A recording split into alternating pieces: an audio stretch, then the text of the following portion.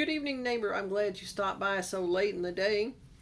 If you're returning, welcome back. And if this is your first time to visit our channel, we talk about a lot of different things.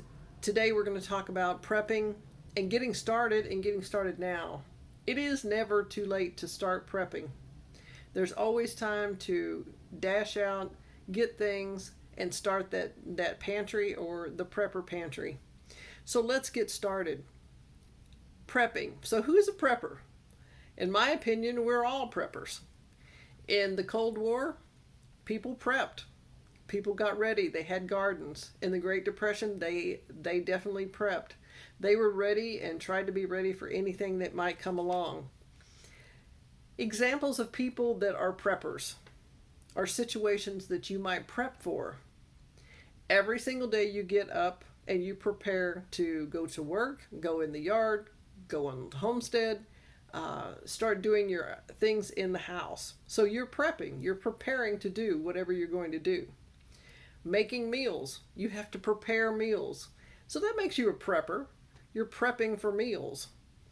When you go on a vacation, you definitely have to do a little preparation. You have to get things packed. First, you have to know where you're going.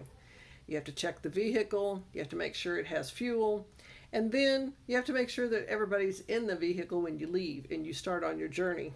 And that makes you a prepper. What about people who they say, well, I just go to school. I can't prep. I'm not a prepper. Oh, yes, you are a prepper. You prepare to go to school. You prepare to do your lessons, whether you teach school or whether you are in school. Even getting dressed in the morning is prepping. You have to make sure you know what you're going to wear that day. So in many ways, as I said before, we're all preppers. You can even say that the squirrels and the animals are preppers because they prepare for the winter. So they store food away. Ants even store whatever they eat away in their little areas. So if it's cold and snowy, they're fine. They have what they need. Bees are another good example of a great prepper. They work all year tirelessly to get that honey ready for the winter. And that's what they survive on during the winter, because in the winter there are no flowers blooming, normally. Prepping or being a prepper used to be something that you just didn't talk about. Nobody said anything. They just kind of looked at you and said, oh, well, I collect a few things, or I have a few extra things. And the person you were speaking to, you would just look at them like, oh, are they going to say they're a prepper? Or I'm not saying it. I'm not saying go out and advertise that you're a prepper, but it's well and wide accepted now that people are getting ready for economic issues, health issues that might happen in your family, a tornado, a hurricane. It could be a volcano. It could be anything. It doesn't have to be a certain event. It could be you're just prepared in case something happens. A flood, in case it rains too much and you have to leave your house.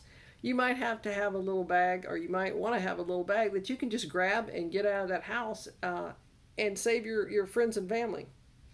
Now, the people, the friends, the family, they could look at you strange and say, oh, you're crazy. There's nothing going to happen. Don't worry about it. Okay, well, I know quite a few people that have lost their jobs in the last year, 2 years, 10 years.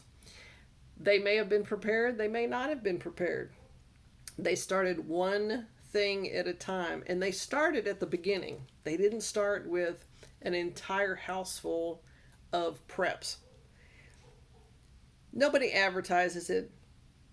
We live it. Not all of us live in a bunker or a retired missile silo. It could be your neighbor. It could be your family. It could be somebody you work with. You just don't know. It doesn't come up in conversation that often. It could be somebody, a teller at the bank that you go to. They might be talking about one thing or another after you get to know them, and you just assume that they're preppers. You don't need to ask them. It's just how they carry themselves, what they say, hints they might give you, and conversations they might have with you. For an example, my grandmother, she obviously lived through the Great Depression, and I guess she could be called a prepper. She had jarred goods. She had extra canned goods. She was very self-sufficient. had a cow, had chickens, and when the Great Depression hit, people would come by her back fence, and she had it locked, and she would make everybody that came by, or as many people as she could, fried egg sandwiches on homemade bread. It was homemade butter, eggs from her chickens, and she made the bread. So she would give that out in a piece of paper just wrapped up, and at least they had something warm to go on their journey with. So she was prepared in that way, and she helped out. She was ready for hard times. The Great Depression, I can't even imagine what it was like. I've read, but it was a way of life. People were prepared. If they weren't, they got prepared.